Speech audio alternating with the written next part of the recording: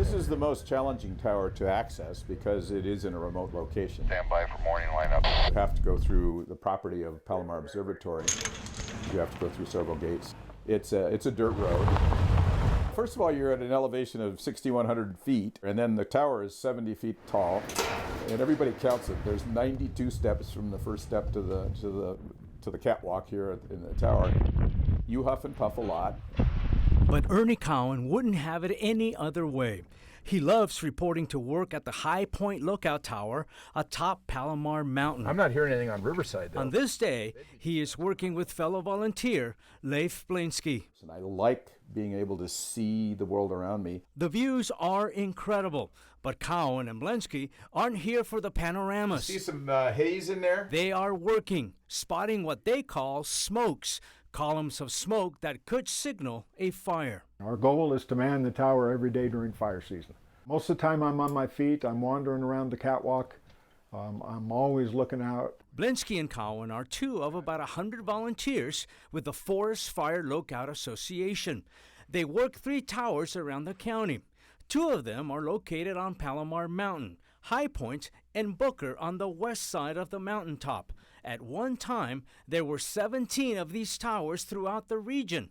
Most were shut down in the 80s and 90s due to budget cuts and technology. They were thinking technology was going to help them out. Naked eye is really good at spotting a small smoke. You can't put cameras everywhere, but when you have people here in the tower, there's eyes everywhere. And with their eyes and binoculars, Still there. See it? they track more than 100 miles in all directions. And it might sound like a boring day. You're just standing here all day looking out at the landscape, but it's not. No, all in all, the day goes pretty quickly. Last month, volunteers spotted a plume of smoke that turned into the Mataguay fire. They called it in. Resources were dispatched, and the fire was contained quickly. Resources are dispatched because of your notification. It's a great sense of satisfaction, but it's also an incredibly important service to the public. The lookouts rely on radios High Point, LBR. and other equipment, but none more important than this round table called an Osborne Firefinder. So I'm going to now sight on that smoke. Having to plot the distance to the fire and a bearing to the fire 1, 2. so that you can radio that information into dispatch. The lookouts aren't just looking out for smoke, they're also keeping track of weather conditions, all vital information for firefighters. This is a sling psychrometer used to gauge humidity. They track other weather conditions and mark lightning strikes that are reported to ground crews so they can keep an eye on them. Embers from lightning strikes, so-called sleepers, can ignite fires weeks later. For the volunteers, the toughest part of the job is when nature calls. To take care of business, you have to go all the way down. The only downside is walking down to go to the bathroom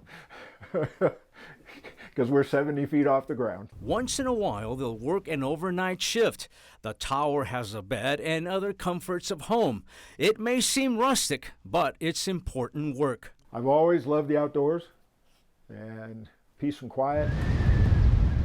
The best part of the job is just knowing that I'm doing something to help my community, and I like the forest.